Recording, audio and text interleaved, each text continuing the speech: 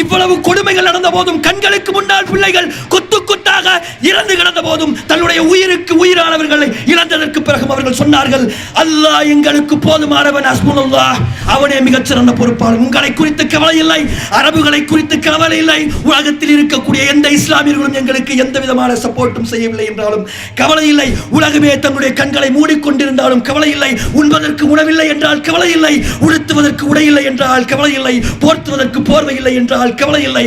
எங்களை படைத்த இறைவன் எங்களோடு இருக்கிறான். இன்னல்லாஹ் மஅனா, அவன் எங்களுக்கு போதுமானவன்.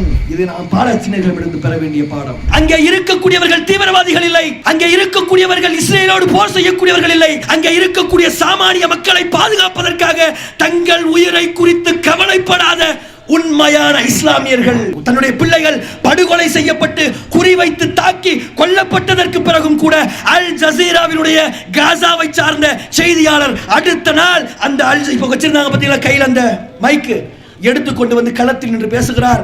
காசாவில் அந்த மக்களுக்கு நடக்கக்கூடிய அநீதிகளை குறித்து பேசுகிறார். அங்கே கொல்லப்படுபவர்கள் இஸ்லாமியர்கள் இல்லை, அங்கே கொல்லப்படக்கூடியவர்கள் பாலஸ்தீனியர்கள். இனத்தினுடைய உரிமைக்காக போராடி கொண்டிருக்கக்கூடிய ஒரு கூட்டம். அங்கே கொல்லப்பட்டவர்களில் கிறிஸ்தவர்கள் இருக்கிறார்கள், அங்கே கொல்லப்பட்டவர்களில் யூதர்கள் இருக்கிறார்கள், அங்கே கொல்லப்பட்டவர்களில் அரபியர்கள் இருக்கிறார்கள், அங்கே கொல்லப்பட்டவர்களில் இஸ்லாமியர்கள் இருக்கிறார்கள். இது ஜியோனிச அரசாங்கம் பாலஸ்தீனர்களுக்கு எதிராக நடத்தக்கூடிய போர், அங்கே இருந்தவர்களை துரத்துவதற்காக நடத்தக்கூடிய ஒரு போர்.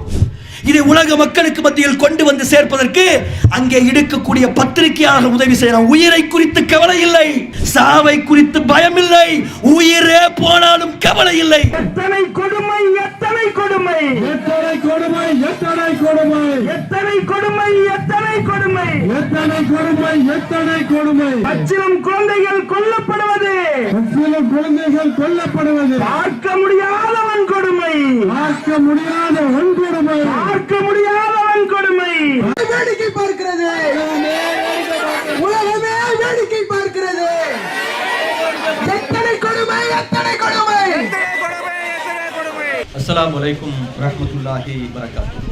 இஸ்ரேல் என்கின்ற ஒரு நாடு கள்ளத்தனமாக உலகத்தால் அங்கீகரிக்கப்பட்டு பாலஸ்தீன மக்களுக்கு செய்து கொண்டிருக்கக்கூடிய கொடுமைகள் தற்போது எல்லை மீறி போய் கடந்த 245 நாட்களுக்கும் மேலாக ஒரு போலியான ஒரு காரணத்தை சொல்லி சுமார் 40,000த்திற்கும் அதிகமான மக்களை கொன்று குவித்துக் கொண்டு இருக்கின்றார்கள். காசா என்கின்ற அந்த பகுதி சுமார் 41 கிலோமீட்டர் நீளமும் 12 கிலோமீட்டர் அகலமும் கொண்டிருக்கக்கூடிய ஒரு பகுதி. குறிப்பிட்டு சொல்ல வேண்டுமானால் ஏறக்குறைய சென்னையை விட ஒரு சிறிய பகுதிதான். அந்த பகுதியில் சுமார் 20 லட்சம் பாலஸ்தீனியர்கள் வாழ்ந்து கொண்டு இருக்கிறார்கள். அக்டோபர் 7ஆம் தேதி காசா என்கின்ற பகுதியிலிருந்து சிலர் பாராகிளைடிங் செய்து இஸ்ரேலிய பகுதிகளுக்கு சென்று அங்கே இருக்கக்கூடிய மக்களை கொன்று பிணை கைதிகளாக பிடித்து வைத்திருக்கிறார்கள் என்கின்ற ஒரு காரணத்தை சொல்லி போர் விதிமுறைகளை முற்றிலுமாக மீறி குழந்தைகள், பெண்கள், முதியவர்கள், மருத்துவமனைகள், பள்ளிவாசல்கள் என்று எந்த விதமான மனித நேயமும் இல்லாமல் கொன்று குவிக்கப்பட்டு கொண்டு இருக்கின்றார்கள். பச்சிளம் குழந்தைகள் கூட கொன்று குவிக்கப்படுகின்றது. எந்த விதமான இரக்கமும் இல்லாமல் இந்த போர் என்பது அங்கே நடந்து கொண்டு இருக்கின்றது. பச்சிளம் குழந்தைகள் தங்கி இருக்கக்கூடிய மருத்துவமனைகள் குண்டு வைத்து தகர்க்கப்படுகிறது. மருத்துவமனையில் இருக்கக்கூடிய பிள்ளைகளை திரும்ப பெறுவதற்கு கூட இடம் கொடுக்காமல் குண்டுகள் போட்டு அவர்களுடைய பெற்றோர்கள் கொல்லப்படுகிறார்கள். பிள்ளைகளை பெற்று செல்ல முடியாத காரணத்தினால் கை குழந்தைகள், இன்குபேட்டரில் இருந்த குழந்தைகள் பசியால் பட்டினியால் மருத்துவமனையிலேயே மரணித்து உடல் அழுகி போய் அவர்களை எடுத்து அடக்கம் செய்யக்கூடிய கொடூரங்கள் இன்றைக்கு பாலஸ்தீன பகுதிகளில் நடந்து கொண்டு இருக்கிறது. அங்கே மருத்துவமனைகள் இல்லை, மருத்துவமனைகள் தரைமட்டமாக்கப்பட்டு இருக்கின்றது. அங்கே பள்ளிவாசல்கள் இல்லை, பள்ளிவாசல்கள் அங்கே தரைமட்டமாக்கப்பட்டு இருக்கின்றது. பெரும்பான்மையான மக்கள் கூடாரங்களில் தங்கிக் கொண்டு இருக்கின்றார். சமீபத்தில் ரமலான் என்கின்ற மாதத்தை நாம் எல்லாம் கடந்து அந்த மாதத்தில் பெருநாளை கொண்டாடிவிட்டு அடுத்து வரக்கூடிய துல்ஹஜ் பிறையை பார்த்துவிட்டு அமர்ந்திருக்கின்றோம். அந்த நேரத்தில் அங்கே இருக்கக்கூடிய ஒரு சிறுவன் சொன்ன வார்த்தை, உலகத்தில் இருக்கக்கூடிய இஸ்லாமியர்கள் எல்லாம் இன்னைக்கு ரமலான் மாதத்தில் நோன்பு வைத்திருக்கிறீர்கள், நாங்கள் கடந்த 3 மாதமாக நோன்பில் தான் இருக்கிறோம், உண்பதற்கு எங்களுக்கு உணவில்லை. நோன்பை திறப்பதற்கு நீங்கள் எல்லாம் பேரிச்சம்பளத்தையும் உணவுகளையும் தேடி அலைகிறீர்கள், ஆனால் எங்களுக்கு உணவு கிடைப்பதில்லை, அழுகி போன ரொட்டிகளை உண்டு கொண்டு நாங்கள் இருக்கிறோம். இரவு நேரத்தில் தொழுவதற்காக நீங்கள் பள்ளிவாசல்களை நோக்கி செல்கிறீர்கள், ஆனால் இங்கே பள்ளிவாசல்கள் இல்லை, ஒட்டுமொத்தமாக தரைமட்டமாக்கப்பட்டு இருக்கிறது. இரவு நேர தொழுகைகளை தெருவில் தொழுவதற்காக நாங்கள் நிற்கக்கூடிய நேரத்தில் எந்த இடத்தில் கூட்டம் சேர்கிறதோ அங்கே குண்டுகள் போடப்பட்டு நாங்கள் உயிரிழக்கிறோம். ரமலானுக்காக வீடுகளை எல்லாம் நீங்கள் சுத்தப்படுத்தி அலங்கரிக்கிறீர்கள், ஆனால் எங்களுக்கு வீடுகளே இல்லை, அவையெல்லாம் தரைமட்டமாக்கப்பட்டு இருக்கிறது. காலை நேரத்தில் சஹர் வேளையில் எழுவதற்காக நீங்கள் எல்லாம் அலாரம் வைத்துக் கொள்கிறீர்கள், ஆனால் இங்கே எங்களை குண்டு சத்தம் தான் எழுப்பிக் கொண்டிருக்கிறது என்று ஒரு குழந்தை சொன்ன வார்த்தைகள் இன்னும் இணையத்தில் உலவிக் கொண்டிருக்கிறது. இப்படி 245 நாட்களாக நடந்து கொண்டிருக்கக்கூடிய இந்த போர், அக்டோபர் 7ஆம் தேதி நடந்த ஒரு சம்பவத்தை வைத்து நடக்கக்கூடிய இந்த போர் தற்போது எல்லை மீறி சென்று கொண்டிருக்கிறது. இன்னைக்கு பாலஸ்தீனத்தில் இருக்கக்கூடிய மக்களில் 100% பேர் இருக்க இடமில்லாமல் கூடாரங்களில் தான் தங்கி இருக்கிறார்கள். ரஃபா என்கின்ற காசாவினுடைய தெற்கு எல்லை பகுதியில் கூடாரமிட்டு தங்கி இருக்கக்கூடிய மக்களின் தலைகளில் இரவு நேரத்தில் உறங்கிக் கொண்டிருக்கக்கூடிய நேரத்தில் குண்டுகள் போடப்பட்டு 60க்கும் அதிகமானவர்கள் சில நாட்களுக்கு முன்னால் கொல்லப்பட்டு இருக்கிறார்கள். ஆல் ஐஸ் ஆன் ரஃபா என்று உலகம் முழுவதும் 2 கோடி மக்களுக்கும் அதிகமாக வைரலான ஒரு புகைப்படம். அது வெறும் புகைப்படம் இல்லை, நம்முடைய உள்ளங்களில் இருக்கக்கூடிய வேட்கை, நம்முடைய ரத்தம் வடிந்து கொண்டிருக்கிறது நம்முடைய உள்ளங்களில். எவ்வாறு ஒரு சக மனிதன் மற்றொரு மனிதனை இவ்வாறு கொல்ல முடிகிறது என்பதை நினைத்து வேதனைப்படுகிறது. இத்தனை மக்களை கொன்று குவித்திருக்கிறார்கள். சாகடித்ததில் பெரும்பான்மையானவர்கள் குழந்தைகள். கூடாரத்தில் தூங்கிக் கொண்டிருக்கக்கூடிய பிள்ளைகள் தலை துண்டாகி செத்து கிடக்கிறது. அந்த பிரச்சனை முடிவதற்கு முன்னாடி நேற்றைய தினம் UNRWA என்று அழைக்கப்படக்கூடிய ஐநா சபையினுடைய அகதிகளுக்காக நடக்கப்படக்கூடிய ஒரு பள்ளிக்கூடத்தின் மீது இரவு நேரத்தில் குண்டு போடப்பட்டு 60க்கும் அதிகமானவர்கள் கொல்லப்பட்டிருக்கிறார்கள். 6000த்திற்கும் அதிகமானவர்கள் தங்கி இருக்கக்கூடிய அந்த பள்ளிக்கூடத்தில் எந்த விதமான முன்னெச்சரிக்கையும் கொடுக்காமல், எந்த விதமான அறிவிப்பும் இல்லாமல் குண்டு போடப்பட்டு அங்கே இருக்கக்கூடிய 60 பேர் செத்து போயிருக்கிறார்கள். அதுல ஒரு சிறுவன் சொல்றான், முகமது ஃபர்ஜுல்லா என்று சொல்லக்கூடிய ஒரு சிறுவன் இறந்து போன தன்னுடைய அண்ணன்களை குறித்து அவன் சொல்றான். என்ன சொல்றான்னு சொல்லி கேட்டீங்கன்னா, நாங்கெல்லாம் நைட்டு தூங்கிக்கிட்டு இருந்தோம், திடீரென ஒரு குண்டு வந்து விழுந்தது, ஒரு செவர் இடிந்து என்னுடைய அண்ணன்களின் மீது விழுந்தது.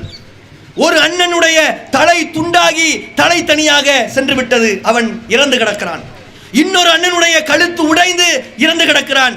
காலையில் வெளிச்சம் வந்ததற்கு பிறகு அவனுடைய உடல் பாகங்களை எல்லாம் நாங்கள் தேடி எடுத்தோம், எங்களுக்கு வேற எதுவுமே கிடைக்கல, எங்களுடைய அண்ணன் தம்பிகளிடம் இருந்து இந்த தலை வைக்கக்கூடிய தலகாணி மட்டும்தான் கிடைச்சிச்சு, மற்ற எல்லாமே அழிஞ்சு போச்சுன்னு சொல்லி அங்க இருக்கக்கூடிய குழந்தைகள் பேசிக் கொண்டிருக்கிறது. இன்னொரு குழந்தை சொல்லுது, எங்களுக்கு சாப்பிடுவதற்கு எப்பவுமே எதையுமே கொடுக்க மாட்டாங்க, ஒரே ஒரு ஆப்பிள் கேட்டா கூட கிடைக்க மாட்டேங்குது, நாங்க சிப்ஸ் கேட்கிறோம் சிப்ஸ் கிடைக்கல, பிஸ்கெட் கேட்கிறோம் பிஸ்கெட் கிடைக்கல. இது ஒரு குழந்தையினுடைய உள்ளத்தில் இருந்து வரக்கூடிய வார்த்தை. அங்க இருக்கக்கூடிய சூழல் எப்படி இருக்குன்னா, இன்னைக்கு உலகத்திலேயே பசி நிறைந்திருக்கக்கூடிய ஒரு பகுதியாக காசா என்கின்ற பகுதி நிறைந்திருக்கிறது. எப்படி ஒரு காலத்தில் நீங்க வந்து ஆப்பிரிக்கா கண்டத்தில் இருக்கக்கூடிய மக்களை பார்ப்பீங்களே, எலும்பும் கூண்டுமாக இருப்பாங்களே, அப்படி இன்னைக்கு காசாவில் இருக்கக்கூடிய பலர் இருந்து கொண்டிருக்கிறார்கள். குழந்தைகளை பெத்தெடுத்த தாய்மார்கள் தங்களுடைய பிள்ளைகளுக்கு பால் கொடுக்க முடியாத ஒரு கொடூரமான சூழல் என்பது அங்கே நடந்து கொண்டிருக்கிறது. பெண்களினுடைய நிலை என்பது இன்னும் கொடூரமாக இருக்கிறது. பல ஆயிரக்கணக்கானவர்களுக்கு ஒரே ஒரு கழிவறை என்கின்ற ஒரு நிலை இருக்கிறது. பெண்களுக்கு இயல்பாக மாதம் வரக்கூடிய அந்த விஷயங்கள் வந்தால் சிரமப்படுவோம் என்பதை தடுத்துக் கொள்வதற்காக மாத்திரைகளை போட்டு அதை நிறுத்துகிறார்கள். பலர் கருத்தரிக்கவே இனிமேல் முடியாது என்கின்ற ஒரு சூழலை நோக்கி அந்த பாலஸ்தீன பகுதி என்பது இன்னைக்கு சென்று கொண்டிருக்கிறது. ரொம்ப கொடூரமான நிலையில் இன்னைக்கு அந்த விஷயம் நடந்து கொண்டிருக்கு. என்ன காரணத்தை சொல்லி இவங்க மேல குண்டு போடப்படுகிறது? என்ன விஷயத்தை சொல்லி அவன் குண்டு போடுறான்? ஜபாலியா என்கின்ற ஒரு இடத்தில் ஒரு இஸ்ரேலிய ராணுவ வீரர் தாக்கப்பட்டான். தாக்குனவன் மேல போய் குண்டு போடுறான். தாக்குனவன் கூட போய் சண்டை போடு. ஸ்கூல் மேல குண்டு போடுற. ஸ்கூலில் குண்டு போட்டு 60 பேரை சாகடிக்கிற. கேட்டா நாங்க என்ன செய்ய முடியும்? தீவிரவாதிகள் எல்லாம் ஸ்கூல்ல தானே ஒளிஞ்சுக்கிட்டு இருக்கிறாங்க, தீவிரவாதிகள் எல்லாம் மருத்துவமனையில் தானே ஒளிந்து கொண்டிருக்கிறார்கள் என்று பொய்யான காரணங்களை சொல்கிறார்கள். ஏதோ இதற்கு முன்னாடி இவர்கள் யாரையுமே கொல்லாதது பாரி. இப்பதான் முதல் தடவையாக இந்த அக்டோபர் 7க்கு பிறகுதான் இந்த விஷயங்கள் எல்லாம் நடப்பது மாதிரி பொய்யான காரணங்களை சொல்றாங்க. அங்கே இருக்கக்கூடிய குழந்தைகள் பசியால் பட்டினியால் வாடிக்கொண்டிருக்கிறது. இங்கே நின்று கொண்டிருக்கக்கூடிய குழந்தைகள் கையில ஒரு பதாகை இருக்குது. அந்த மாதிரி ஒரு பதாகையை ஒரு குழந்தை வச்சுக்கிட்டு இருக்கு. என்ன தெரியுமா அந்த குழந்தை பதாகை வச்சுக்கிட்டு இருக்க கையில? எங்கள் தாய்மார்கள் எல்லாம் கண்ணீர் வடிக்கிறார்கள், கண்களில் இருந்து கண்ணீர் வருகிறது. அது உப்பு நீர். அந்த உப்பு நீர் எங்களுடைய வயிற்றில் இருக்கக்கூடிய பசியை போக்காது. பசியில் இருந்து எங்களை காப்பாற்றுங்கள் என்று அங்க இருக்கக்கூடிய குழந்தைகள் சொல்லிக் கொண்டு இன்னும் 1 மாத காலத்தில் சுமார் 10 லட்சம் பேர் பசியாலோ அல்லது குண்டு போடுவதாலோ மரணிப்பார்கள் என்று ஐநாவினுடைய அறிக்கைகள் சொல்லுகின்றன. இவ்வளவு கொடூரம் நடந்துகிட்டு இருக்கு. இன்னைக்கு உலகம் எப்போதும் போல இயங்கிக் கொண்டிருக்கு, எந்த விதமான கவலையும் இல்லாமல் இயங்கிக் கொண்டிருக்கிறது. இந்த பிரச்சனை முஸ்லிம்களுக்கான பிரச்சனை இல்லை. இங்கே எங்களுடைய தொப்புள் கொடி உறவுகளான இந்து கிறிஸ்தவ சகோதரர்கள் இருக்கிறீங்க, பல பேர் கடை வச்சிருக்கிறீங்க. இஸ்லாமியர்களுடைய பிரச்சனை இல்லை, ஒரு சக மனிதனுடைய பிரச்சனை, ஒவ்வொரு மனிதனுக்குமான பிரச்சனை. எவ்வாறு முள்ளிவாய்க்காலில் படுகொலை செய்யப்பட்ட போது, தமிழர்கள் படுகொலை செய்யப்பட்டது போது இங்கே இருக்கக்கூடிய இஸ்லாமியர்களுடைய உள்ளங்கள் வலித்ததோ, வேதனையினால் துடித்ததோ, அவ்வாறு இன்னைக்கு பாலஸ்தீனத்தில் கொல்லப்படக்கூடிய மக்களுக்காக நம் ஒவ்வொருவருடைய உள்ளங்களும் துடிக்க வேண்டும். இது மனித உயிர்கள் அனாமத்தாக கொல்லப்படுகிறது, எந்தவித காரணமும் இல்லாமல் கொல்லப்படுகிறது. ஒரு சிலருடைய அதிகார பசிக்காக கொல்லப்படுகிறது. பெஞ்சமின் நெத்தன்யாகு என்று சொல்லப்படக்கூடிய ஒரு மனிதன் தன்னுடைய ஆட்சியில் தொடர வேண்டும் என்பதற்காக கொல்லப்படுகிறது, கொல்லப்பட்டுக் கொண்டிருக்கிறார்கள். பெஞ்சமின் நெத்தன்யாகு போரை நிறுத்திடா என்று அமெரிக்கா சொல்லியதற்கு பிறகும் கூட போர் நிறுத்தப்படுவதில்லை. காரணம் என்னன்னா, இன்னைக்கு அவர் போரை நிறுத்திவிட்டார் என்றால் ஆட்சி கலைந்துவிடும். இஸ்ரேல் ஆட்சி கலைஞ்சிரும். ஆட்சியை தக்க வைத்துக் கொள்வதற்காக இந்த போரை நடத்த வேண்டிய ஒரு சூழல் என்று வெளிப்படையாகவே சொல்லக்கூடிய ஒரு நிலை இருக்குது. அப்ப இங்க இருக்கக்கூடிய மக்கள் கேட்பாங்க, நம்முடைய தொப்புள் கொடி உறவுகள் இங்க இருக்கக்கூடிய உங்களில் கூட ஒரு சிலர் கேட்கலாம், அக்டோபர் 7 ஹமாஸ் செய்தது சரியா? உள்ளுக்குள்ள பூந்து அடிச்சது சரியா? நூற்றுக்கணக்கானவர்களை அகதிகளாக பிடித்து சென்றது சரியா? அவன் தப்பு செஞ்சா அவன் திருப்பி அடிக்கிறான், இவன் இப்படி செஞ்சா திருப்பி அடிக்கத்தானே செய்வான்? கேள்வி வரும், நியாயமான கேள்வி. அக்டோபர் 7ஆம் தேதி ஹமாஸ் செய்த செயல் தவறானது, யாரும் மறுக்கவில்லை. அப்பாவிகளை அவர்கள் கொண்டிருப்பார்களே, ஆனால் அது தவறானது, மறுப்பதற்கில்லை. ஆனால் அந்த விஷயம்தான் இந்த பிரச்சனைக்கு மூல காரணமா? இதற்கு முன்னர் அவர்கள் கொன்றதே இல்லையா? இந்த போரை நடத்துவதற்காக இஸ்ரேல் பொய் சொல்லியதா இல்லையா? பொய் சொல்லியது. 50க்கும் அதிகமான குழந்தைகள் தலை துண்டிக்கப்பட்டு கொலை செய்யப்பட்டார்கள் ஹமாஸினரால் என்று ஒரு பச்சை பொய்யை உலகத்தில் பரப்பியது. குழந்தைகள் எரித்து கரிக்கட்டைகளாகி சாகடிக்கப்பட்டார்கள் என்கின்ற ஒரு பொய்யை சொல்லியது. அந்த பொய்யை சொல்லித்தான் போரை ஆரம்பித்தார்கள். அதற்கு பிறகு அது பொய் என்று நிரூபணமானது. அப்படி ஒன்றும் நடக்கவில்லை என்பது நிரூபணமானது. அப்போ அவர்கள் போரை தொடங்குவதற்காக ஒரு சொன்ன பொய், ஹமாஸ் என்கின்ற ஒரு அமைப்பை அழிப்பதற்கு என்று சொல்லிக்கொண்டு அங்கே இருக்கக்கூடிய மக்களை அவர்கள் கொள்கிறார்கள். ஏன் அவர்களின் மக்களை கொல்ல வேண்டும்? மக்களை கொள்வதற்கான காரணம் என்ன? எதற்காக அனாவசியமாக அவர்கள் கொள்கிறார்கள்? இருக்கக்கூடிய சகோதரர்கள் காது கொடுத்து கேளுங்கள், அவர்களுடைய நிலைப்பாடே அப்படிப்பட்டதுதான். அவர்கள் சொல்கிறார்கள், மோவிங் த லான் என்கின்ற ஒரு வார்த்தையை பயன்படுத்துகிறார்கள். என்ன? புல் வெளியை சமப்படுத்துவது. பார்த்திருக்கீங்களா நீங்கெல்லாம்? நாமெல்லாம் சாதாரண மனிதர்கள், வீட்டில் புல்வெளி வைத்திருக்கக்கூடிய மனிதர்கள் நாம கிடையாது. பெரிய பெரிய வீடுகளில் புல்வெளி இருக்கும். புல்லு கொஞ்சம் உயரம் வளர்ந்துருச்சுன்னா என்ன செய்வாங்கன்னு சொன்னா, அந்த புல்லை சமப்படுத்துவதற்காக ஒரு வண்டி அனுப்புவாங்க. அது என்ன பண்ணும்னா, ஒரு சமமான அளவுக்கு அந்த புல் வளர்ந்திருக்கக்கூடிய புல்லை அப்படியே மெயின்டைன் பண்ணுவதற்கு பெருசாக வளர்ந்திருக்கக்கூடிய புல்லை எல்லாம் வெட்டி வெட்டி தரைக்கும். அப்போ அதை அப்படியே மெயின்டைன் பண்ணும், சமவெளியாக்கும். பார்த்துருக்கீங்களா?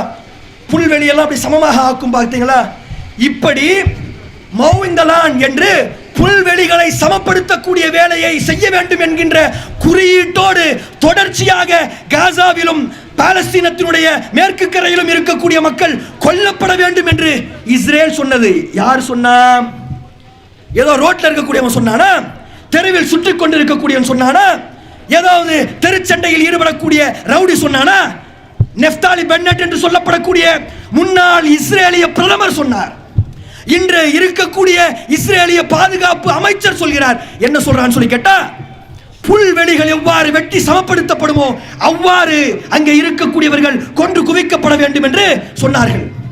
ஏன்னா நீங்க 2023 அக்டோபர் 7ஆம் தேதி நடத்திய அந்த தாக்குதலுக்காகத்தான் நீங்கள் எதிர்த்தாக்குதல் நடத்துவீர்கள் என்பது உண்மையானால், OCHA என்று சொல்லப்படக்கூடிய ஐநாவினுடைய அமைப்பு சொல்கிறது 2008 இருந்து அக்டோபர் 6 வரை, அக்டோபர் 7ஆம் தேதி பிரச்சனை சொல்றீங்க, 2008 ஜனவரியில் இருந்து அக்டோபர் 6 வரை, 2023 அக்டோபர் 6 வரை சுமார் 6417 பாலஸ்தீனியர்கள் கொன்று குவிக்கப்பட்டிருக்கிறார்கள்.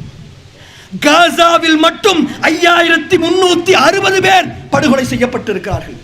அதில் 1438 பேர் குழந்தைகள். யார் சொல்றது? நாம சொல்லல.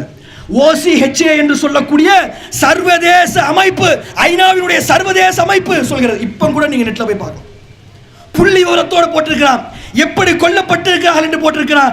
இதில் கொல்லப்பட்டதில் 3212 பேர், 3212 பேர் வான்வெளி தாக்குதல்களின் மூலமாக மட்டும் கொல்லப்பட்டிருக்கிறார்கள் என்று சொல்லுவோம். வான்வெளி தாக்குதல்களால் மட்டும் 3212 பேர். வான்வெளி தாக்குதல் நடத்துவதற்கு உனக்கு என்ன கேடு வந்தது? இல்ல அதுக்கு முன்னாடி நிறைய சம்பவம் நடந்துச்சு அதனால பண்ணான்றியா? 2023 ஏதாவது சம்பவம் நடந்துச்சா? 2023 காசாவினுடைய தரப்பில் இருந்தோம், மேற்கு கரை தரப்பில் இருந்தோம், பாலஸ்தீனர்களால் ஏதாவது பிரச்சனை நடந்துச்சா? பிரச்சனை நடக்கல. ஆனால் 2023 மட்டும் 237 பேர் கொல்லப்பட்டு இருக்கிறார்கள். எங்க? பாலஸ்தீன பகுதிகளில். ஷிரீன் அபு அஹ்லக் என்று சொல்லக்கூடிய ஒரு அமெரிக்க பத்திரிகையாளர் தன்னுடைய பத்திரிகைக்காக செய்தி சேகரித்துக் கொண்டிருக்கக்கூடிய நேரத்தில் மேற்கு கரையில் இருக்கக்கூடிய அகதிகளின் முகாம்களின் மீது ராணுவ தாக்குதல் நடத்துகிறது என்பதை படம் பிடிக்க சென்றதற்காக ஸ்னைப்பர் என்று சொல்லக்கூடிய தூரத்தில் இருந்து குறிபார்த்து சுடப்படக்கூடிய துப்பாக்கியை வைத்து கண்களில் சுடப்பட்டு பின்னந்தளி வழியாக அந்த குண்டு வெளியேறி மரணித்து போனார். ஷிரீன் அபு அஹ்லக் என்று சொல்லக்கூடிய அமெரிக்க குடியுரிமை பெற்ற பாலஸ்தீன கிறிஸ்தவ பெண், முஸ்லீம் இல்ல, கிறிஸ்தவ பெண் ஷிரீன் அபு அஹ்லக் ஒரு பத்திரிகையாளர் படுகொலை செய்யப்பட்டார். என்ன காரணத்திற்காக? அக்டோபர் 7 நடந்தது, அன்னைக்கு நடக்கவில்லை. கண்ணியத்திற்குரியவர்களே, ரசான் அல் நஜ்ஜார் என்று சொல்லப்படக்கூடிய ஒரு நர்ஸ், 20 வயதான ஒரு நர்ஸ், போரில் பாதிக்கப்பட்டு கொண்டிருக்கக்கூடியவர்களுக்காக உதவி செய்வதற்காக நின்ற அந்த பெண் துப்பாக்கியால் சுட்டு, இதே மாதிரி லாங் ரேஞ்சில் இருந்து ஸ்னைப்பர் ஷாட் வச்சு சுட்டு படுகொலை செய்யப்பட்டார். சரி, இப்போ காசாவில் தானே உங்களுக்கு பிரச்சனை, காசாவில் இருக்கக்கூடியவர்கள் தானே உங்களை வந்து அக்டோபர் 7ஆம் தேதி வந்து அடிச்சாங்க. அங்கதானே ஹமாஸ் என்கின்ற ஒரு அமைப்பு இருக்கிறது. அவர்கள் நல்லவர்களா கெட்டவர்களா அதற்குள்ள நாம போக விரும்பல, அவர்களை கெட்டவர்கள் என்றே வைத்துக் கொள்ளலாம். ஆனால் 154 பாலஸ்தீனியர்கள் மேற்கு கரையில் படுகொலை செய்யப்பட்டிருக்கிறார்கள். இதற்கு என்ன காரணம்? 154 பாலஸ்தீனியர்கள் வீடுகளில் இருந்து விரட்டப்பட்டிருக்கிறார்கள். குழந்தைகள் சில கற்பழிக்கப்பட்டிருக்கிறது, பெண்கள் அறை செய்யப்பட்டிருக்கிறார்கள், கொடூரங்கள் அங்கே நடத்தப்பட்டு கொண்டிருக்கிறது. என்ன காரணங்களுக்காக? யார் இந்த விஷயங்களை நடத்தியது? கண்ணியத்திற்குரியவர்களே, நீங்கள் சிந்தித்து பார்க்க வேண்டும். இந்த விஷயம் என்பது ஏதோ அக்டோபர் 7ஆம் தேதி நடக்கக்கூடிய ஒரு விஷயம் இல்லை. இது அக்டோபர் 7ஆம் தேதி நடக்கக்கூடிய விஷயம் இல்லை. இது அக்டோபர் 7ஆம் தேதிக்காக நடக்கக்கூடிய ஒரு விஷயம் இல்லை. தொடர்ச்சியாக இந்த படுகொலைகள் என்பது இங்கே நடந்து கொண்டே இருக்கிறது. ஆனால் இந்த நேரத்தில் அந்த மக்களினுடைய சூழல் எப்படி இருக்கிறது? இந்த விஷயங்களை அந்த மக்கள் எவ்வாறு அணுகுகிறார்கள்? ஒரு ராணுவம் என்று தன்னை அழைத்துக் கொள்ளக்கூடிய ஹமாஸ் ஒரு போராட்டத்தை நடத்துகிறது. அவர்களை ஓரமாக ஒதுக்கி வைத்துவிட்டு அங்கே வாழக்கூடிய 20 லட்சம் மக்கள் எவ்வாறு இந்த போராட்டத்தை அணுகுகிறார்கள் என்பதை ஒவ்வொருவரும் கணிப்பதற்கு கடமைப்பட்டிருக்கிறோம். ஒவ்வொருவரும் இங்கே வியாபாரம் செய்து கொண்டிருக்கக்கூடிய பெருங்குடி மக்கள், எங்களுடைய அண்ணன் தம்பிகளாக இருக்கக்கூடிய இந்து கிறிஸ்தவ சகோதரர்கள், எங்களுடைய ரத்தமாக இருந்து நீங்கள் கவனிக்க வேண்டிய சில விஷயங்கள் இருக்கிறது. தீவிரவாதிகளா? தீவிரவாதத்திற்காக கொலை செய்யப்படுகிறார்களா? இல்லை. 6000 பேர் படுகொலை செய்யப்பட்டார்கள். எந்த விதமான தீவிரவாத நடவடிக்கைகளும் நடக்கவில்லை. 1947 ஆண்டு அவர்களுடைய நிலம் அவர்களிடமிருந்து பறிக்கப்பட்டு இஸ்ரேலுடைய கைகளில் கொடுக்கப்பட்டது. சிலருடைய பொருளாதார நன்மைக்காக, அமெரிக்கா இங்கிலாந்தினுடைய பொருளாதார நன்மைக்காக இஸ்ரேல் என்கின்ற ஒரு நாடு உருவாக்கப்பட்டது. எவ்வாறு இந்தியாவை விட்டு வெளியேறக்கூடிய நேரத்தில் இந்தியா பாகிஸ்தான் என்ற 2 நாடுகளை பிரித்து காலமெல்லாம் சண்டையிட்டு சாகுங்கள் என்று ஒரு காரியத்தை செய்துவிட்டு சென்றார்களோ, அவ்வாறு 1948 மே மாதத்தில் பாலஸ்தீனம் என்கின்ற ஒரு நாட்டையும் இஸ்ரேல் என்கின்ற ஒரு நாட்டையும் பிரிக்கிறோம் என்று அறிவித்து இஸ்ரேலை மட்டும் அங்கீகரித்துவிட்டு பாலஸ்தீனத்தை நட்டாற்றில் விட்ட அந்த படுபாதக செயலை இங்கிலாந்து செய்தது. அவர்களுக்கு இன்று வரை மிகப்பெரிய பொருளாதார உதவிகளை அமெரிக்கா செய்து கொண்டிருக்கிறது. தன்னுடைய ஒரு மாநிலம் போன்று அந்த மாநிலத்தை நடத்தி கொண்டிருக்கிறது. குண்டு போடுறான், போடப்படக்கூடிய குண்டு மேட் இன் யுஎஸ்ஏ. நேற்று விழுந்த குண்டு மேட் இன் யுஎஸ்ஏ. அமெரிக்காவினுடைய பாராளுமன்றத்தில் வந்து பேசுவதற்காக அயோக்கியன் பெஞ்சமின் நெத்தன்யாகுவிற்கு அழைப்பு. ஜூலை 28ஆம் தேதி அமெரிக்காவினுடைய பாராளுமன்றத்தில் பெஞ்சமின் நெத்தன்யாகு பேசுறான். ஏண்டா நீ அவனை வந்து உலக போர் குற்றவாளி என்று அறிவிக்கப்பட்டிருக்கிறது. அவன் ஜெர்மனியில் கால் வைத்தால் அவனை அரெஸ்ட் பண்ணுவேன்னு சொல்லி ஜெர்மனி ஆண்மையோடு சொல்கிறது. அப்படிப்பட்ட பெஞ்சமின் நெத்தன்யாகுவை அழைத்து பாராளுமன்றத்தில் பேச வைக்கிறான். பெர்னி சாண்டர்ஸ் என்று அழைக்கப்படக்கூடிய அமெரிக்காவினுடைய செனட்டர் சொல்றான், பெஞ்சமின் நெத்தன்யாகு அமெரிக்க பாராளுமன்றத்தில் வந்து பேசினான்னு சொல்லி சொன்னா அதை நான் புறக்கணிப்பேன் என்று சொல்றான். அப்ப இது யாருக்காக நடக்கிறது? திட்டமிட்டு தங்களுடைய நலனுக்காக, அங்கே இருக்கக்கூடிய எண்ணெய் வளத்தை கட்டுப்படுத்துவதற்காக, அரபு தேசத்தில் இருக்கக்கூடிய இஸ்லாமிய நாடுகளை தங்களுடைய கைகளில் வைத்துக் கொள்ள வேண்டும் என்கின்ற ஒரு காரணத்திற்காக இஸ்ரேல் என்கின்ற ஒரு ரவுடியை உருவாக்கி அந்த இடத்தில் அவர்கள் வைத்திருக்கிறார்கள். அதை உலக நாடுகள் இன்னைக்கு வேடிக்கை பார்த்து கொண்டிருக்கிறது. இவ்வளவு கொடூரங்கள் நடந்து கொண்டிருக்கக்கூடிய நேரத்தில் உலக நாடுகள் என்ன செய்ய வேண்டும், அந்த மக்கள் எவ்வாறு இருக்கிறார்கள் என்பதை நாம் கவனிக்க கடமைப்பட்டிருக்கிறோம். கண்ணியத்திற்குரியவர்களே, எமிலி காலஹன் என்று சொல்லக்கூடிய ஒரு அமெரிக்க நர்ஸ் அந்த போரினுடைய ஆரம்ப கட்டத்தில் அந்த இடத்தில் இருந்து அவர் தப்பித்து அமெரிக்காவுக்கு வருகிறார். எமிலி, CNN என்கின்ற ஒரு செய்தி சேனல் அந்த பெண்ணை பேட்டி எடுக்குது. ஏம்மா, ஏன் நீ வந்து அங்கிருந்து வந்தீங்க? இல்ல, அங்க இருக்க முடியாத ஒரு சூழல், ரொம்ப கொடூரமான ஒரு நிலை, ஒரே குண்டு விழுந்துகிட்டு இருக்கு, மக்கள் எல்லாம் செத்துக் கொண்டு இருக்கிறார்கள் என்று அந்த பெண் சொன்னது. சரி, அங்க இருக்கக்கூடியவர்கள் மற்றவர்கள் அவர்கள் எல்லாம் ஹீரோக்கள். யாரை தெரியுமா அந்த பெண் சொல்லுது? அங்க இருக்கக்கூடிய டாக்டர்களையும் நர்சுகளையும் சொல்லு. அந்த பெண் சொல்லுது, எண்ணெய், அமெரிக்காவை சார்ந்த எண்ணெய், ஒரு கிறிஸ்துவரான எண்ணெய், டாக்டர்ஸ் வித்தவுட் பார்டர்ஸ் என்று சொல்லக்கூடிய அமைப்பை சார்ந்த எண்ணெய் வெளியேற்றுவதற்காக, பத்திரமாக வீட்டிற்கு அனுப்பி வைப்பதற்காக அங்கே இருக்கக்கூடிய டாக்டர்களும் அங்கே இருக்கக்கூடிய நர்சுகளும் பாலஸ்தீனத்தை சார்ந்தவர்கள் கடுமையாக போராடினார்கள். என்னுடைய பாஸ்போர்ட்டை கையில் வைத்துக் கொண்டு அங்கே இருக்கக்கூடிய இமிகிரேஷன் ஆபீசர் கிட்ட இருந்து போராடி என்னை வெளியேற்றினார்கள். அவர்களுக்கு குடிப்பதற்கு தண்ணீர் இருக்காது, ஆனால் அவர்கள் எனக்கு தண்ணீர் குடிக்க கொடுப்பார்கள். அவர்களுக்கு உண்பதற்கு உணவு இருக்காது, ஆனால் அவர்கள் என்னை உண்பதற்கு கொடுப்பார்கள். அங்கே இருக்கக்கூடிய மக்கள் சில நேரங்களில் அமெரிக்கரான என் மீது கோபப்படக்கூடிய நேரத்தில் அவர்களை சாந்தப்படுத்தி, இல்லை இவர் நமக்கு உதவி செய்ய வந்திருக்கிறார் என்று ஆசுவாசப்படுத்துவார்கள். என்னை பத்திரமாக அந்த எல்லை வரை கொண்டு வந்து விட்டுவிட்டு திரும்பக்கூடிய நேரத்தில் அவர்களிடம் நாங்கள் கேட்டோம், இவ்வளவு சிரமப்பட்டு கொண்டு வந்து விடுறீங்களே, நான் இப்ப பத்திரமா போயிடுவேன் அமெரிக்காக்கு, என்னோடு நீங்களும் வந்துருங்களேன், ஒன்னா போயிடலாம். அப்போது அந்த மக்கள் சொன்னார்கள், இது எங்களுடைய நாடு, இவர்கள் எங்களுடைய மக்கள், இவர்களுக்காக இங்கே இருப்போம், இவர்களுக்காக இங்கேயே மரணிப்போம், இது எங்களுடைய நாடு, விட்டு விட்டு வர முடியாது. அந்த பெண் சொல்கிறார், அங்கே இருக்கக்கூடியவர்கள் தீவிரவாதிகள் இல்லை, அங்கே இருக்கக்கூடியவர்கள் இஸ்ரேலோடு போர் செய்யக்கூடியவர்கள் இல்லை, அங்கே இருக்கக்கூடியவர்கள் அங்கே இருக்கக்கூடிய சாமானிய மக்களை பாதுகாப்பதற்காக தங்கள் உயிரை குறித்து கவலைப்படாத உண்மையான இஸ்லாமியர்கள். அந்த பெண் சொல்கிறார், என்னுடைய இதயம் அவர்களுக்காக துடித்துக் கொண்டே இருக்கிறது. எனக்கு ஒரு வாய்ப்பு கிடைத்தால் மீண்டும் நான் காசாவுக்கு செல்வேன். அந்த மக்களிடம் காலையில் ஒரு SMS அனுப்புறேன், உயிரோடு இருக்கிறீர்களா? சாயங்காலம் ஒரு SMS அனுப்புறேன், உயிரோடு இருக்கிறீர்களா? இப்படித்தான் எங்களுடைய நிலைமை கடந்து கொண்டு சென்றிருக்கிறது என்று அந்த மக்கள் சொல்கிறார்கள். அங்கே இருக்கக்கூடிய அபு ஹம்சா என்கின்ற ஒரு பத்திரிகையாளர் தன்னுடைய மக்களை, தன்னுடைய பிள்ளைகளை மரணத்திற்கு கொடுத்து விட்டு அங்கே நடக்கக்கூடிய செய்திகளை உலக அரங்கிற்கு கொண்டு வந்து காட்டிக் கொண்டிருக்கிறார்.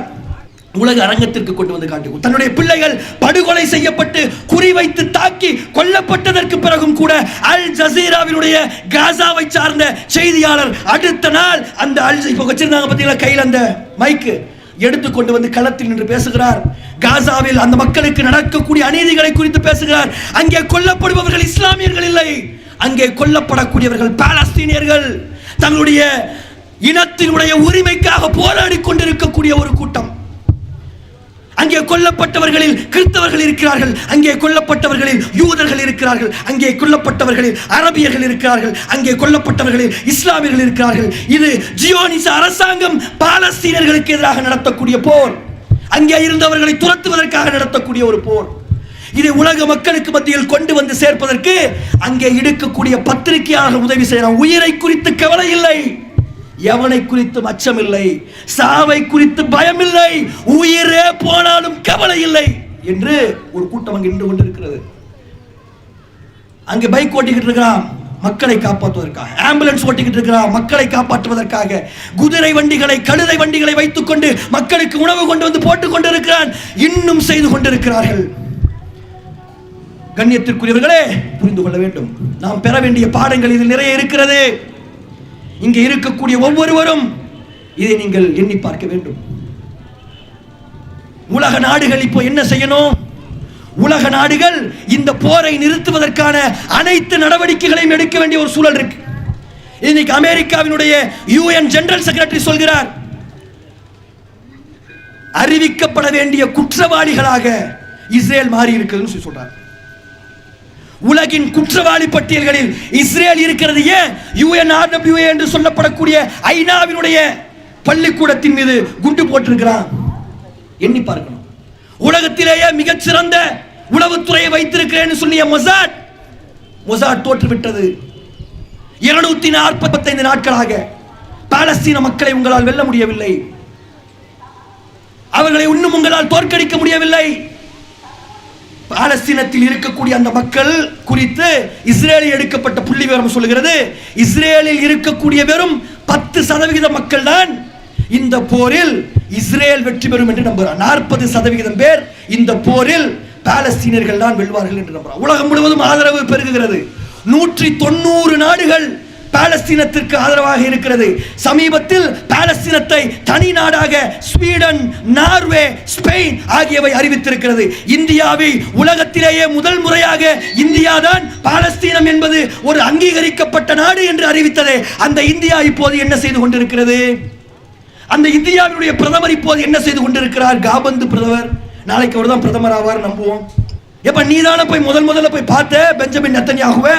உலகத்திலேயே இந்தியாவில் இருந்து முதல் முறையாக சென்று பாலஸ்தீன மண்ணில் இஸ்ரேல் அதிபரை சந்தித்து வந்தீங்களே, விஸ்வ குருவாச்சே நீங்க. இந்த போரை நடத்துவதற்கு என்ன செய்ய போகிறீர்கள்? தேர்தல் நடத்தக்கூடிய நேரத்தில் சொன்னீங்களே எல்லா மக்களும் எங்களுக்கு சமம்தான் சொல்லி, இந்த பாலஸ்தீனிய மக்களுக்காக என்ன செய்ய போறீங்க? சென்னையில் இருக்கக்கூடிய ஒரு துறைமுகத்தில் இருந்து ஆயுதங்கள் இஸ்ரேலுக்கு செல்வதாக தகவல்கள் வருகிறது. சமீபத்தில் நடந்த ஒரு குண்டுவெடிப்பு தாக்குதல், பாலஸ்தீனத்தில் நடந்த குண்டுவெடிப்பு தாக்குதலில் இருந்து எடுக்கப்பட்ட ஒரு குண்டு மேட் இன் இந்தியா என்று போடப்பட்டிருப்பதாக சொல்லப்படுகிறது. சோர்சஸ் வெரிஃபை பண்ணணும். ஆனால் இந்த போரில் இந்தியா மிக தெளிவான ஒரு நிலையை எடுத்து பாலஸ்தீனத்தை ஒரு சுதந்திர நாடாக அறிவிப்பதற்காக அத்தனை வேலைகளையும் செய்ய வேண்டும். உலக நாடுகள் ஐநா சபையை வலியுறுத்தி இந்த பாலஸ்தீனத்தை சுதந்திர நாடாக அறிவிப்பதற்கான அத்தனை வேலைகளையும் செய்ய வேண்டும். 10 லட்சம் பேர் மரணிக்க இருக்கக்கூடிய இந்த நேரத்தில் அவர்களுக்கு கிடைக்கக்கூடிய விஷயங்களை எல்லாம் தடுத்து நிறுத்தி இருக்கக்கூடிய இஸ்ரேலின் மீது கடுமையான போர்க்குற்ற நடவடிக்கைகளை எடுக்கணும். இவ்வளவு போராட்டங்கள் நடந்து கொண்டிருக்கக்கூடிய நேரத்தில் இந்த பிரச்சனையை உலகத்தினுடைய கவனத்திற்கு கொண்டு வந்த ஒரு சிலரை நாம் யோசித்து பார்க்கணும். இந்த போராட்டம், இந்த போர் உலக மக்களின் மத்தியில் எப்படிப்பட்ட தாக்கத்தை ஏற்படுத்தி இருக்கிறது என்பதை நாம் அறிந்து கொள்ளணும். இஸ்லாமியர்கள், இங்கே இருக்கக்கூடியவர்கள், பாலஸ்தீனர்கள் இந்த விஷயங்களை எவ்வாறு அணுகுகிறார்கள், நாம் நம்முடைய வாழ்க்கையை எவ்வாறு சரி செய்து கொள்ள வேண்டும் என்பதை நாம் அறிந்து கொள்ளணும். ஹாதியா ஹாஷிம் என்று சொல்லக்கூடிய ஒரு பெண்மணி, அந்த ஹாஷிம் என்று சொல்லக்கூடிய அந்த பெண்மணி ஐசிஜே என்று சொல்லப்படக்கூடிய இன்டர்நேஷனல் கோர்ட் ஆஃப் ஜஸ்டிஸ்ல பாலஸ்தீனத்திற்கு ஆதரவாக சவுத் ஆப்பிரிக்காவினுடைய தரப்பில் இருந்து வாதாடி இஸ்ரேல் என்பது மிகப்பெரிய போர்க்குற்றங்களை செய்கிறது என்பதை உலகத்தில் பதிய வைத்தார். ஒரு இன்டர்நேஷனல் கோர்ட் ஆஃப் ஜஸ்டிஸ்ல போய் நின்று வாதாடக்கூடிய வழக்கறிஞர்கள் இங்கே எத்தனை பேர் இருக்கிறீர்கள்? உங்களுடைய பிள்ளைகளை அவ்வாறு தயாராக்கக்கூடிய நிலையில் எத்தனை பேர் மனதில் எண்ணங்களை வைத்திருக்கிறீர்கள்? ஒரு பாரிஸ்டராக உங்களுக்கு நடக்கக்கூடிய அநியாயங்களை உலக அரங்கில் அழகிய மொழியில் உள்ளங்களை உருக்கக்கூடிய நடையில் உண்மைகளை எடுத்துரைத்து உலகத்தினுடைய மனதை உலுக்கக்கூடிய வகையில் பேசுவதற்கு எத்தனை பேர் உங்களுடைய பிள்ளைகளை தயார் செய்து வைத்திருக்கிறீர்கள்? இருக்கிறோமா? இல்லை. பாசம் யூசுப் என்று சொல்லக்கூடிய ஒரு டாக்டர், பியர்ஸ் மார்கன் என்று சொல்லக்கூடிய ஒருவருடைய அந்த யூடியூப் சேனல்ல வந்து அங்கே நடந்த கொடுமைகளை அழகிய முறையில் எடுத்து சொன்னார். இன்னைக்கு உலக மக்கள் மத்தியில பாலஸ்தீனத்திற்கு எதிராக ஆதரவு பெருகி இருப்பதற்கு மிக முக்கியமான காரணங்களில் இந்த கல்வியாளர்களுடைய முக்கிய பங்களிப்பு இருக்கு. இப்படி அழகான முறையில் மக்கள் மத்தியில் கொண்டு போய் சேர்க்கக்கூடிய கல்வியாளர்களை யாராவது நம்ம உருவாக்கி இருக்கிறோமா? ஒரு டாக்டர் யாரையும் உருவாக்கி இருக்கோமா? உருவாக்கி இருக்கக்கூடிய எண்ணம் நமக்கு இருக்கிறதா? எண்ணி பார்க்க வேண்டும், எண்ணி பார்க்க வேண்டும். அங்கே நடக்கக்கூடிய அநியாயங்கள், ஜியோனிசம் என்று சொல்லக்கூடிய ஒரு சித்தாந்தம் செய்யக்கூடிய அநியாயம். யூதர்கள் இதை செய்யல. யூதர்கள் மொத்தமா கெட்டவர்கள் இல்லை, புரிந்து கொள்ளணும். யூதர்கள் எல்லாம் கெட்டவர்களா? யூதர்கள் எல்லாம் கெட்டவர்கள். யூதர்களில் பலர் பாலஸ்தீனர்களுக்கு ஆதரவாக நிற்கிறாங்க. பாலஸ்தீனிய நாடு தனி நாடாக ஆக வேண்டும் என்று இன்னும் ஆதரித்து பேசக்கூடிய பாலஸ்தீனர்களுக்கு ஆதரவாக பேசக்கூடிய யூதர்கள் இஸ்ரேலிலும் இருக்கிறார்கள், அமெரிக்காவில் இருக்கிறார்கள், உலகம் முழுவதும் இருக்கிறார்கள். இது ஜியோனிசம் என்கின்ற ஒரு சித்தாந்தம். தியோடர் ஹெசல் என்று சொல்லக்கூடிய ஒருவனால் உருவாக்கப்பட்டது. மதத்தை அரசியலுக்கு பயன்படுத்தி அரசியல் அதிகாரத்தை பெறுவதற்காக பயன்படுத்தப்பட்டது. யாரோ நம்ம இங்க இந்தியாவில் அந்த மாதிரி யாரோ செய்யற மாதிரி உங்களுக்கு ஞாபகம் வரலாம்.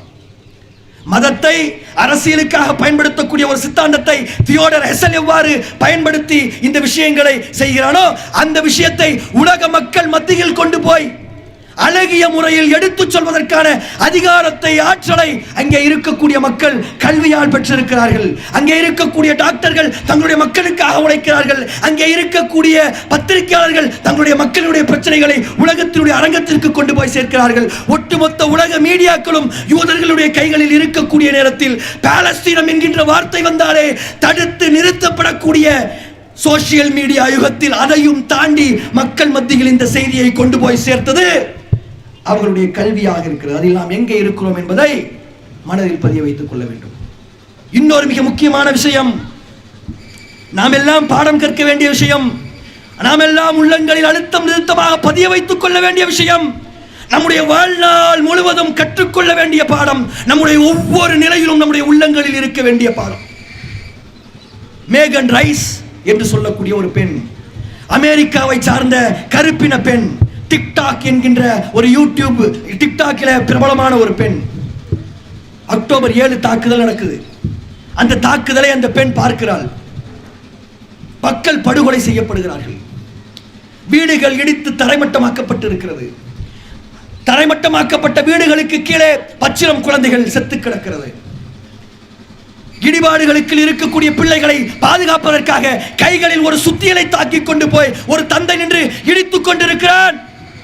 3 நாட்கள் ஆனாலும் 4 நாட்கள் ஆனாலும் தடுத்து நிறுத்த முடியாத அளவிற்கு கடும் கான்கிரீட்டை ஒரு சுத்தியலை வைத்து இடித்து காப்பாற்றிவிட முடியும் என்கின்ற நம்பிக்கையில் ஒருவன் இடித்துக் கொண்டிருக்கிறான். ஒரு குழந்தை அந்த இடிபாடுகளில் இருந்து எடுக்கப்படுகிறது. வெளியே வரும்போது அல்ஹம்துலில்லாஹ் என்று சொல்லிக் கொண்டு வருகிறது. தன்னுடைய பிள்ளை செத்து கிடக்கிறது. செத்து கிடந்த பிள்ளையை தன்னுடைய உள்ளத்தில் வைத்து போர்த்தி அழுது கொண்டு ஒரு தாய் சொல்கிறாள், இன்னா லில்லாஹி வ இன்னா இலைஹி ராஜிஊன். அவர்கள் சென்று விட்டார்கள், நாங்களும் வரக்கூடியவர்கள்.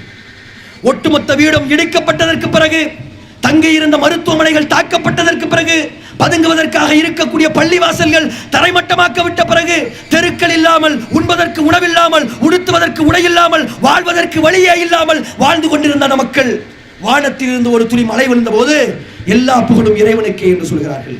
சுற்றி நின்று தாக்கக்கூடியவர்கள் உலகத்தினுடைய மிகப்பெரிய ராணுவமாக இருக்கிறார்கள். உலகத்தில் மிகப்பெரிய அச்சுறுத்தக்கூடியவர்களாக இருக்கிறார்கள். அமெரிக்கா நிற்கிறது, இஸ்ரேல் நிற்கிறது, அவர்களுக்கு சப்போர்ட்டாக பிரான்ஸ் நிற்கிறது. எல்லோரும் சேர்ந்து தாக்கக்கூடிய நேரத்தில் கைகளில் எந்த விதமான ஆயுதங்களும் இல்லாமல் அனாயுதமாக இருந்து கொண்டிருக்கக்கூடிய அந்த மக்கள் சொல்கிறார்கள், ஹஸ்புனல்லாஹ் வ நிஅமல் வக்கீல். நீங்கள் யாராக வேண்டுமானாலும் இருந்து கொள்ளுங்கள், எங்களுக்கு அல்லாஹ் போதுமானவன், அவனே மிகச்சிறந்த பொறுப்பாளன்.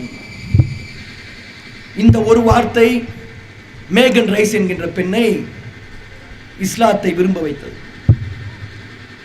இவ்வளவு பிரச்சனைகள் நடந்த போதும், இவ்வளவு அடக்குமுறைகள் வந்த போதும், இவ்வளவு சிக்கல்கள் வந்த போதும், இவ்வளவு கொடுமைகள் நடந்த போதும், கண்களுக்கு முன்னால் பிள்ளைகள் கொத்து கொத்தாக இறந்து கிடந்த போதும், தன்னுடைய உயிருக்கு உயிரானவர்களை இழந்ததற்கு பிறகு அவர்கள் சொன்னார்கள், அல்லாஹ் எங்களுக்கு போதுமானவன், ஹஸ்புனல்லாஹ், அவனே மிகச்சிறந்த பொறுப்பாளன். உங்களை குறித்து கவலை இல்லை, அரபுகளை குறித்து கவலை இல்லை, உலகத்தில் இருக்கக்கூடிய எந்த இஸ்லாமியர்களும் எங்களுக்கு எந்த விதமான சப்போர்ட்டும் செய்யவில்லை என்றாலும் கவலை இல்லை, உலகமே தங்களுடைய கண்களை மூடிக்கொண்டிருந்தாலும் கவலை இல்லை, உண்பதற்கு உணவில்லை என்றால் கவலை இல்லை, உடுத்துவதற்கு உடை இல்லை என்றால் கவலை இல்லை, போர்த்துவதற்கு போர்வை இல்லை என்றால் கவலை இல்லை, எங்களை படைத்த இறைவன் எங்களோடு இருக்கிறான், இன்னல்லாஹ மஅனா, அவன் எங்களுக்கு போதுமானவன் என்று அவர்கள் சொல்கிறார்கள்.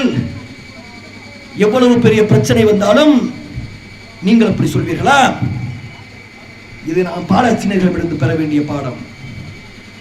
கண்ணியத்திற்குரியவர்களே, இந்த விஷயத்தில் உலக நாடுகள் கண்களை மூடிக்கொண்டிராமல் அந்த மக்களுக்கு தேவையான உதவிகளை உடனே செய்ய வேண்டும். பாலஸ்தீனம் என்பது சுதந்திர நாடாக அறிவிக்கப்பட வேண்டும். கொத்து கொத்தாக கொல்லப்படக்கூடிய மக்கள் பாதுகாக்கப்பட வேண்டும். இது இஸ்லாமியர்களின் கோரிக்கை இல்லை, மனிதாபிமானம் மிக்க ஒவ்வொரு மனிதர்களுடைய கோரிக்கையாக இருக்கிறது. இதை இந்திய அரசாங்கமும் உலக நாடுகளும் செவியேற்க வேண்டும் என்று சொல்லி எங்களுடைய உரையை முடிக்கிறோம். வாஹிர்துவான அல்ஹம்துலில்லாஹ். அஸ்ஸலாமு அலைக்கும். இஸ்லாம் மற்றும் சமுதாய செய்திகளை அறிந்து கொள்ள தமிழ்நாடு தௌஹீத் ஜமாஅத் யூடியூப் பக்கத்தை உடனடியாக சப்ஸ்கிரைப் செய்து கொள்ளுங்கள். மேலும் பெல் பட்டனையும் கிளிக் செய்து கொள்ளுங்கள்.